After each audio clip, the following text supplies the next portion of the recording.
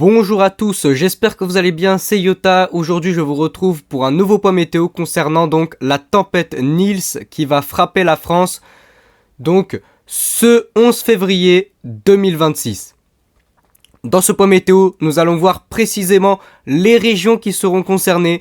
Nous allons voir quelles seront les rafales de vent à attendre, bien évidemment selon les régions. Nous allons voir également en termes de précipitations quelles seront également les zones en France qui seront les plus concernées par de fortes pluies, par des inondations, par des crues également. Nous allons voir tout cela dans ce point météo. La tempête Nils donc va frapper la France ce soir, en cette soirée du 11 février. C'est surtout donc dans la matinée du 12 février qu'elle va complètement traverser le pays. Et donc, alors je préfère m'excuser d'avance, ce point météo ne sera pas forcément aussi bien monté que les points météo précédents parce que je vous avoue que celui-là je le tourne un petit peu dans le speed parce que justement la tempête elle arrive dans quelques heures à peine, donc il faut vite que je le tourne, donc je n'aurai pas forcément le temps de vous produire en tout cas un montage autant de qualité que d'habitude, donc merci de comprendre cela. En tout cas, vous voyez que on voit sur l'animation satellite la tempête qui commence, regardez, à s'enrouler sur l'océan Atlantique. Elle est en train de se creuser et elle arrive à toute vitesse sur notre pays. Donc là sur l'animation satellite, on le voit très bien. Vous regardez cet enroulement qui se fait juste ici avec le centre de la dépression, le cœur dépressionnaire.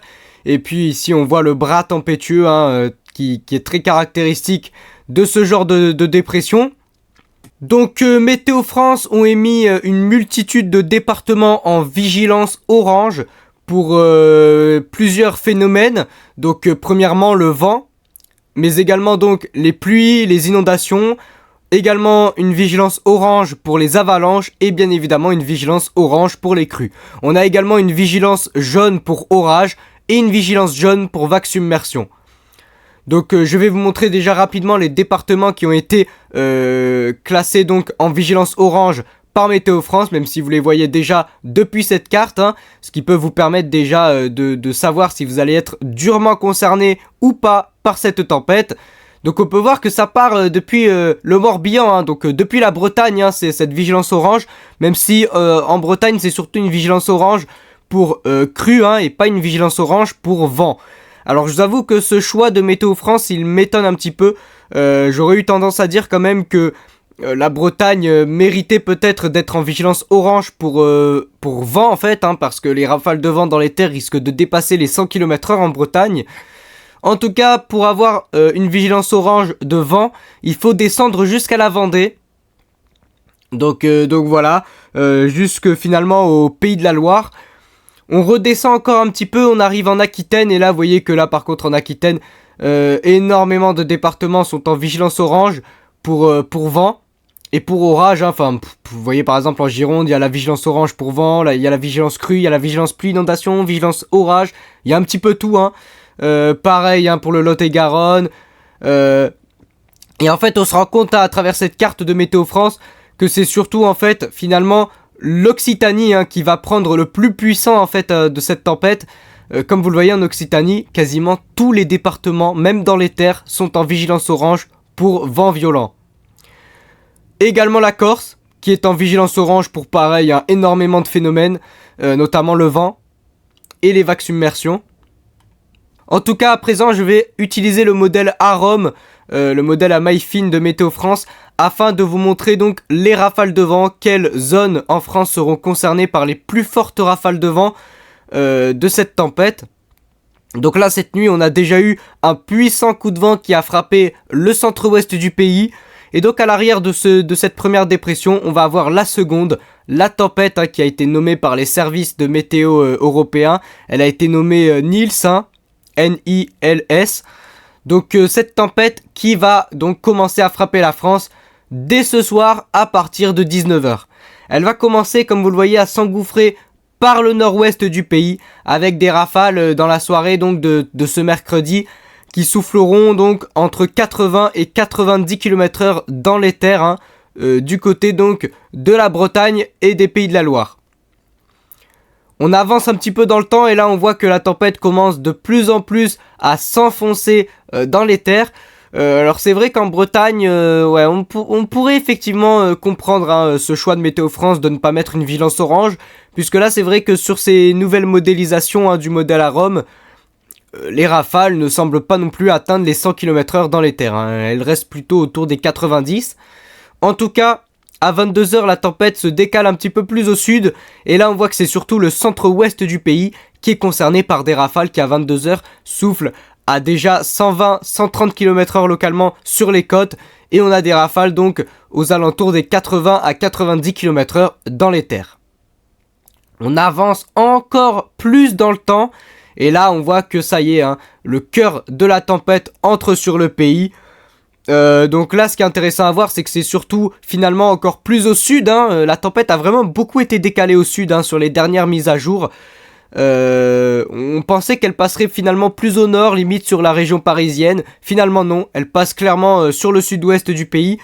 Et donc là on peut voir que c'est surtout donc la région bordelaise, les Landes, les Pyrénées-Atlantiques, également la Charente-Maritime et puis la Vendée, qui sont concernés par des rafales à plus de 100 km/h dans les terres, des rafales qui atteignent les 130, localement 140 km/h sur les côtes. Et donc on a également quelques fortes rafales en Bretagne, mais on peut voir que finalement le plus gros de la tempête au final passe véritablement sur la façade sud-ouest hein, du pays. On avance encore plus dans le temps, et là vous allez voir que c'est vraiment dans les terres hein, que cette tempête va être le plus impressionnant, parce qu'elle va donner des rafales, en tout cas c'est prévu hein, qu'elle donne des rafales en plein dans les terres qui seront assez hallucinantes. Et ça va commencer entre 2h et 3h du matin. On a des rafales à 100 km/h sur la quasi-intégralité du sud-ouest du pays. On a également de fortes rafales approchant les 100 km/h sur le nord-ouest du pays.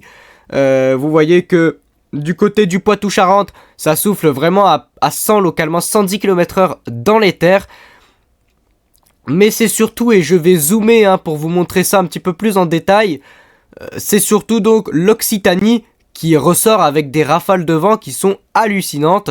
Des rafales qui atteignent, d'après le modèle à Rome, les 130, localement 140 km/h dans les terres.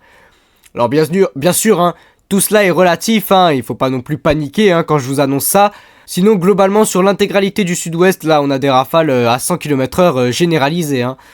Sur les côtes, ça monte jusqu'à 140-150 km/h à ce stade-là. Donc voilà, de très très très puissantes rafales de vent. Donc on peut avancer encore plus dans le temps. Là, on voit que ça arrive vers Perpignan, hein, les fortes rafales à plus de 130 km/h, qui après vont s'évacuer par la Méditerranée. Donc encore une fois, là à ce stade-là, on a de très fortes rafales du côté du Limousin, vraiment puissantes rafales à plus de 100 km/h dans les terres, hein, encore à 5h du matin. Et puis finalement, il faut attendre demain matin hein, pour que la tempête commence enfin à s'affaiblir, parce que oui, hein, cette tempête est très très large, elle va durer très très longtemps, elle va durer à peu près 12 heures, hein. Pendant 12 heures il va y avoir des rafales à plus de 100 km/h dans le sud-ouest, également sur les régions centres. Et donc on peut voir effectivement que ça y est, demain matin ça va commencer à s'évacuer. Là ce sera surtout la Corse qui sera concernée par de violentes rafales de vent à plus de 100 km/h. Et donc finalement demain soir la tempête va complètement s'évacuer et elle va mourir hein, sur l'Allemagne. Tout en s'affaiblissant donc très très rapidement. Et on passe à présent à la carte des précipitations qui va nous permettre également de voir en termes d'orage, hein, les orages, parce qu'ils vont être très violents hein, ce soir les orages, ça c'est une certitude aujourd'hui qu'on a. Donc on peut voir qu'on a déjà un très gros passage pluvieux qui arrive ce soir aux alentours de 18h avec des cumuls de pluie. Alors à ce stade il n'y aura pas encore d'orage, mais en tout cas on peut voir qu'on a des cumuls de pluie qui sont assez hallucinants hein, c'est vrai. Donc ce gros passage pluvieux passe sur la France avec déjà donc des inondations hein, qui risquent de se produire. Et donc en termes d'orage, c'est surtout à partir de 23h, vous voyez qu'on a des averses orageuses qui arrivent donc sur l'ouest du pays, des averses qui s'annoncent vraiment puissantes hein, pour le coup en l'occurrence, de puissantes averses qui donc vont frapper le centre-ouest, le nord-ouest et puis un petit peu plus durement le sud-ouest, hein, bien évidemment, puisque c'est là qu'il y aura le cœur de la tempête, avec, comme vous voyez, regardez, hein, de très très fortes averses, hein, notamment ici, sur le sud-ouest du pays, avec des rafales convectives, hein, on appelle ça des rafales convectives, c'est les rafales qui sont données donc par les orages, et donc on peut imaginer que sous ces averses, le vent pourrait souffler encore plus fort qu'il n'est prévu déjà. On va terminer ce point météo en regardant la carte du Mew Cape. Alors la carte du Cape, hein, c'est la carte qui montre donc l'énergie nécessaire à la formation des orages, qui se mesure en kilojoules. Et donc on peut voir qu'on a des paramètres qui dépassent les 700 à 800 de Cape au moment donc où la tempête arrive. Donc c'est pour ça, hein, que le risque d'orage et d'orage probablement fort, localement violent pour ce soir, est clairement de la partie.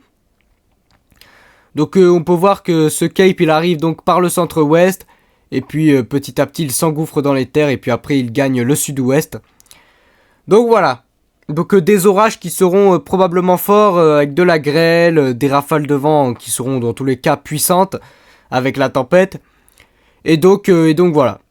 C'est à peu près, c'est tout en fait, hein. C'est clairement tout ce que je pouvais vous dire, hein, pour ce point météo. J'espère vraiment vous avoir expliqué la situation en détail, hein. Évitez bien évidemment de vous mettre sous les arbres, évitez de sortir dehors, hein.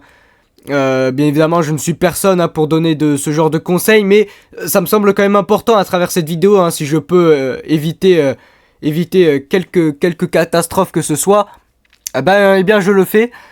Et donc voilà, en tout cas, si ce point météo vous a plu, n'hésitez pas à vous abonner à la chaîne YouTube, n'hésitez pas à liker cette vidéo également. Et moi sur ce, je vous dis, c'était Yota et je vous souhaite une agréable fin de journée.